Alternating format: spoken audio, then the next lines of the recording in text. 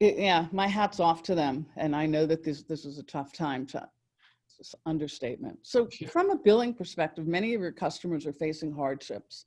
I know that the unemployment statistics are not, we haven't isolated them for Southwestern Pennsylvania, but I know we take a guess and it's really considerably high, probably depression level unemployment here and other places. They're facing hardship. So can you talk about how you're helping those customers? Yeah, this pandemic has been unlike anything I think any of us could have possibly conceived. I know back on March 12th, I thought we'd be working from home for a few weeks and kind of getting back, but the devastation that has happened to our economy, to the number of people who are now unemployed, who are struggling, to the businesses that are struggling, it has been such a devastating event. And for all of them, I sort of view it as our job collectively, every one of us who is still working and turning forward here to help this city and our customers recover.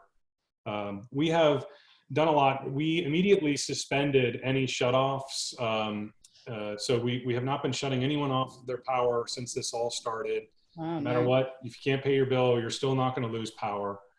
We also eliminated late fees right away, and those have all been extended through at least June 1st. And, I think, as we all know, it'll probably continue for some time after that as this region still looks to recover. But we've also done a lot of other things for our customers. We started by creating and working with the Office of Consumer Advocates. Duquesne Light matched a contribution from them of $375,000. So we made $750,000 available to our customers through the Dollar Energy Fund hardship grant program. And we've also expanded that program to have more customers eligible. So there's about 150,000 of our customers who are now eligible to receive a hardship grant should they not be able to pay their bills. We're also working with customers on payment plans or other things to stretch those payments if they need it. We know that many of our customers are struggling unlike anything they've ever experienced in their life. And what I can just say to all of them and to you, if you're here on this call and struggling, please reach out to us, call us. We will work with you and help you. We will find programs that you may be eligible for to help with your bill and to help with your bills going forward. And we'll work with you on payment arrangements to make sure that you can continue to receive the power that's so important in your life.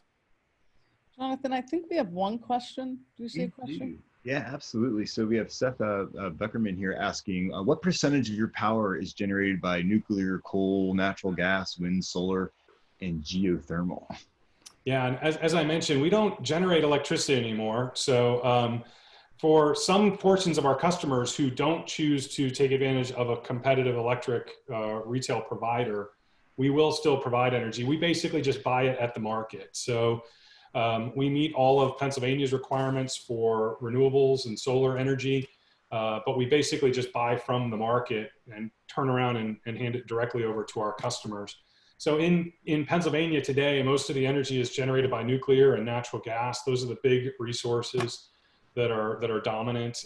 We do see renewables growing in the state with solar growing, but those two are the primary resources. And both, frankly, are incredibly clean resources relative to other ways to generate electricity or other ways that we generate power in this country.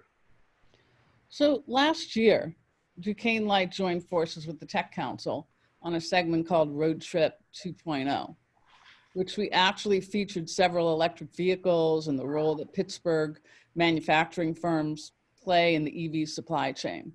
So beyond just the role of the supply chain, talk about what the future holds for Pittsburgh from the perspective of energy sources and the opportunity to keep our fuel purchases local for transit, et cetera. And also talk about the environmental benefits and some of the things that you've actually been working on. Yeah, so, when you think about our region, this region has also been such an incredible source for new energy sources throughout history. I mean, oil was discovered here, natural gas, the shale, the boom in shale gas has completely transformed our region. And when I think about the security that can be provided as natural gas acts as a critical enabler.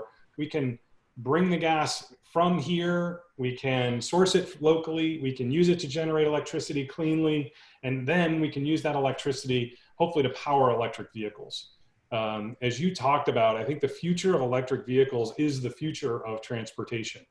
These vehicles are phenomenal vehicles to drive. They're a great driving experience. They're incredibly efficient ways to generate electricity and to move your car. And as I always remind everyone, plugs are more ubiquitous than gas stations. The grid is here and ready to power the transportation system across this region and frankly across this country. And I believe that is what we will see.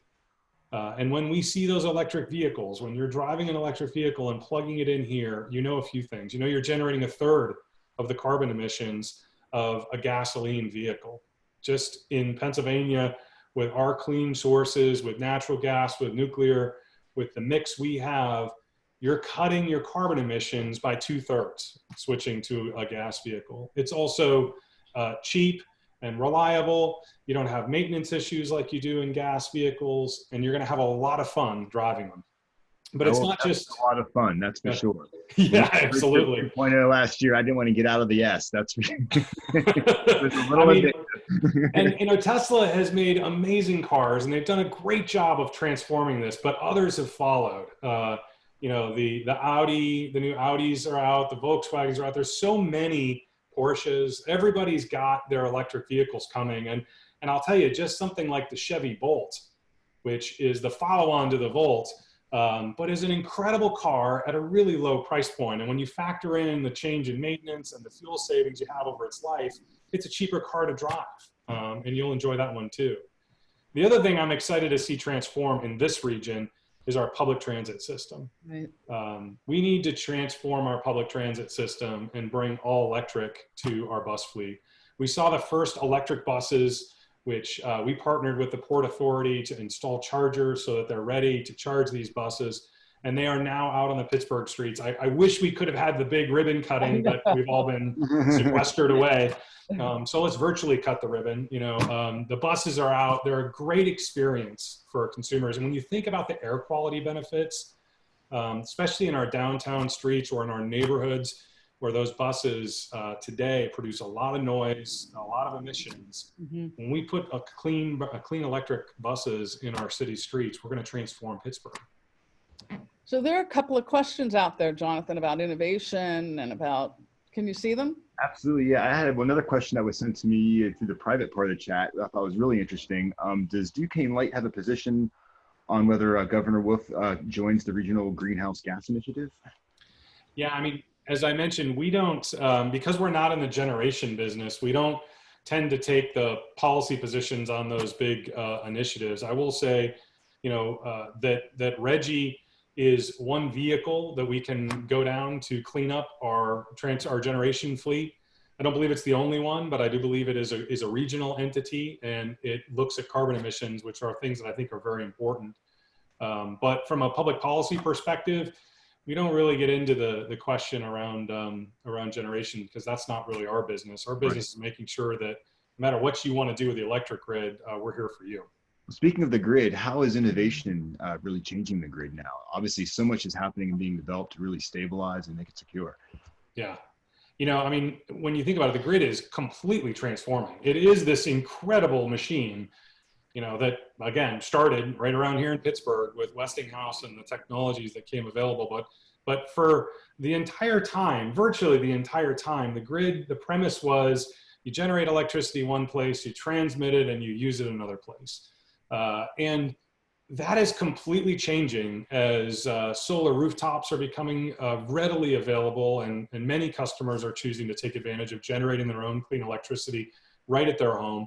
You know, when I was in California, many customers, though, put on solar, and in the middle of the day, we were generating more energy than they needed. So we needed to bring on storage, which is another critical resource that, when you think about it, transforms everything we know about the grid, because the original premise of the grid is you have to match usage with generation at all times.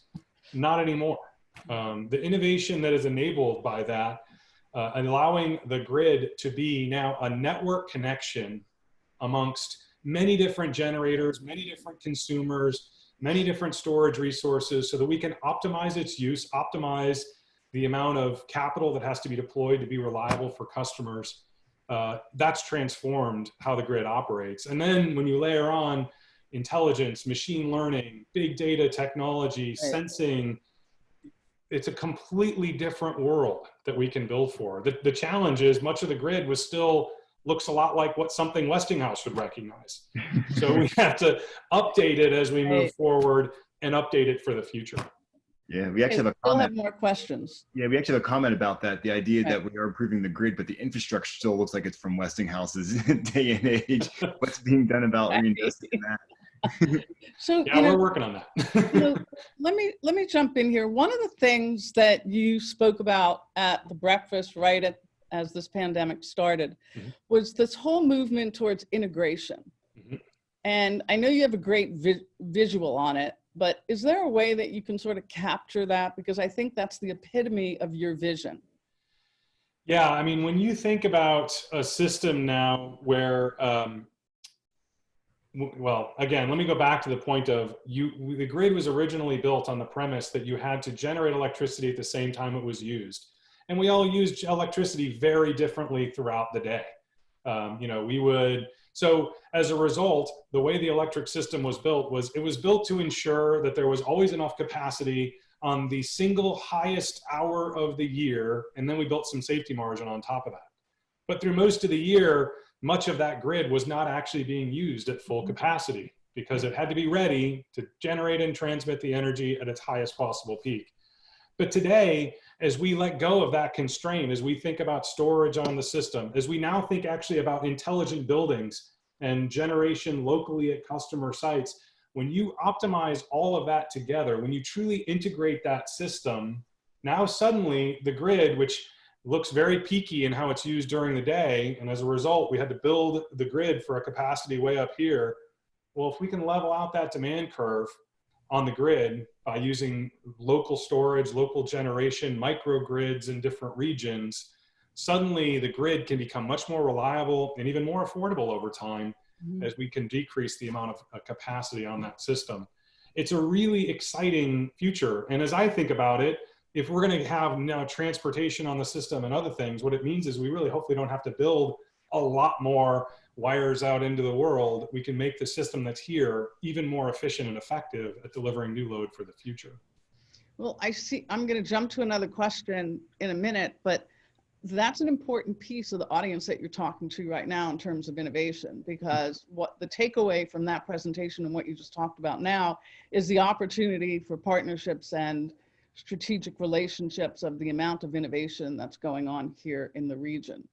So I'm sure there are people on this call that are very interested in trying to figure out ways. We realize that the pandemic is highly causing a lot of preoccupation, ways to get connected and ways to work with all of you. So what would you say is a good strategy or tactics in terms of trying to make sure that you're really aware of what's happening on the ground? Yeah, I mean, I think as a company, we have an innovation team within our organization that really is focused on trying to make sure we understand two key things. One, what do customers need and demand for the future? That really is the heart of any core business problem. What do our customers need that's different from what we're delivering today? And how can we pair great innovation, new technology, new thinking to deliver that for our customers going forward? So our innovation team is working throughout the community to make sure that we can understand what's happening. We also work with many industry research groups, which are really so critical in our industry, because as an electric industry, we are one utility here in the Pittsburgh region, but the grid and the systems that we can learn from, that we can work from, are truly a national and an international ecosystem. Many of the companies that we might work with may come from California, or they may come from Boston, or they may come from other areas too, but there's no reason that they can't come from Pittsburgh and sell to the companies in California and in Boston and in Texas. So connecting to the industry is also really critically important through groups Right. like EPRI or other organizations as well. So it'd be great as a takeaway from this to figure out how people can connect with your innovation group. Yeah, absolutely. We can definitely make that happen. Okay, that would be awesome. There's a question here from our friend Brian Heary, he from Mitsubishi Electric. Mhm. And he said Duquesne has steadily invested in the local grid over the decade, but much is old. Mhm. What about the investment journey? Yeah, I mean, part of the thing is the electric system is built to last for a long time. When we put a new pole in the ground or something, we expect it to last for a good 40 years. And that's how we can maintain low cost rates for consumers, right? Because if we were replacing that core infrastructure before its life, you can't spread the cost over that amount of time. So we always are going to have infrastructure that's of different vintages as we go. But much of our reinvestment is also really around how do we bring new technology to the grid. So we've been upgrading the voltages of our system from sort of 4 kV systems to 23 kV systems, because 4 kV worked great in the Westinghouse days, or even a little after. 23 kV is what you really need to operate when we have two-way power flows and other things. We're putting new intelligence and control systems on the grid to make sure that we can operate the system quickly. If there's an outage, we want to be able to switch and control the system quickly to restore power. We are also going through and doing the core reinvestment infrastructure. We have poles out there that are in need of replacement, and we go out and replace them as they age. We have transmission towers that are replaced as they age.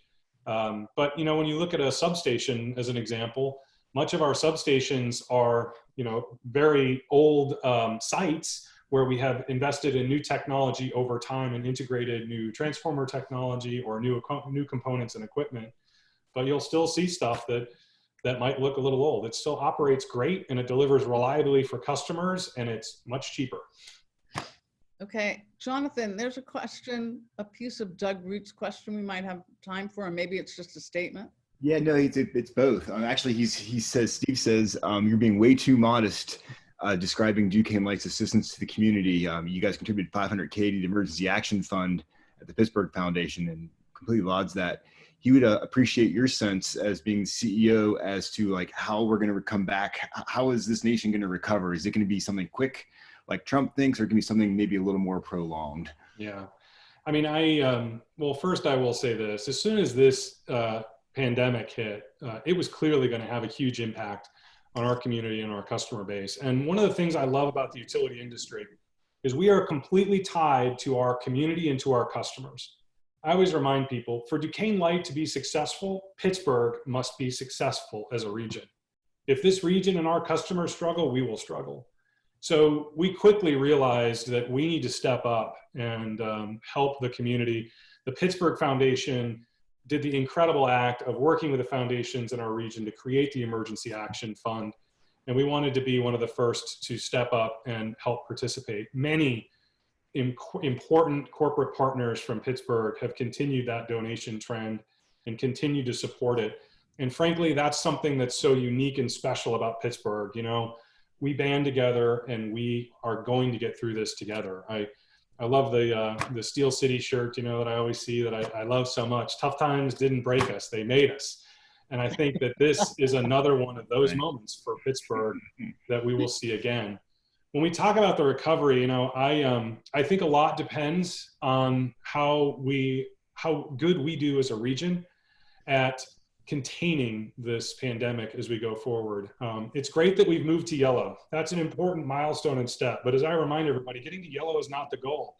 Getting to green is the goal. And for us to get to green, we have to stay in yellow. So we have to continue with the things that got us here, that have helped this region be more successful than many at containing this pandemic. The social distancing, masks, everything that we have done to get us here, we've got to continue. And if we do that, our region can recover faster. If we don't, it's going to be a much longer road. I really do fear that there is, for many businesses, many individuals, there are some really challenging times ahead, because when you think about the businesses like restaurants or theaters or our cultural district, you know, they're going to remain challenged until we all feel comfortable going out and being in a giant crowded theater again. And that's going to take some time. But with every challenge, there's also new business opportunities, places where entrepreneurs and innovators can step in, create new businesses that serve this new need that our customers have. And I really think that if the innovation spirit of Pittsburgh is strong, we will recover quickly because people will step up with businesses to create, to serve that new need. So Steve, that's essentially why we need you as a leader and helping us in the electric vehicle arena, helping us in terms of providing support. You've really stepped up. I mean, for a guy that's not from here, that you have really stepped up to join forces into this community. It's funny when people say that Pittsburgh has this sense of community, and I'm assuming you didn't see that when you were in California or experienced that. Certainly not the way I do here. And I will tell you, it's not just me. You know, Duquesne Light is 1,500 people strong, many of whom are born, raised, lived their entire life here. And frankly, this is our home. We've been here a long time, and we're going to step up and help make this region better. But it's quite a bit different from California. So the last question, and then we're going to wrap up. So are you replacing people? Are you hiring people as people retire right now? Yeah. I mean, we have, like all companies, we've really started to pay close attention to our expenses. And we know that this year is going to be a challenging year for us as well. Like I said, when our customers struggle, we're facing challenges too. So we're definitely slowing down our hiring. We're making sure we're still hiring for critical needs. As I mentioned, we just recently brought in 2 new leaders, a chief operating officer and Kevin Walker, who came to us from Southern California. He's got over 20 years of experience. Great. And Katie Davis, our vice president for external affairs, who joined us from Northern California. There's many new faces at Duquesne Light that we continue to bring in, but we're also being very careful with our expenses right now and trying to make sure that we're doing everything we can to keep those resources available for our customers. Well, we have run over time. You have been delightful. Your leadership really matters. We just appreciate you jumping in and adding amazing energy to the region and making sure that everyone knows about Duquesne Light. Appreciate that you drive an electric vehicle and hopefully that we can do more of that. But you have been refreshing and important. And I just can't, on behalf of the tech community and all those people who are innovating, I know they want to partner with you. And I know that there's a lot of people out there that have solutions that you might not be familiar with. So I want to thank you for your time. I'm glad you're safe. I'm glad you were able to get a haircut, unlike the rest of us who are not able to get a haircut. It looks good. Give your wife a thumbs up. Yeah. And I want to give, and we'll follow up on the innovation connections as we talked about before. So I want to thank Jonathan Kirsting for being here today, as well as thanking AT&T and Huntington Bank. And join us tomorrow, same time. We have Karen Feinstein, who runs the Jewish Healthcare Foundation, and lots of great guests in our pipeline. So signing off, enjoy the day, be safe, and thanks again, Steve, for joining us today. Thanks, everybody.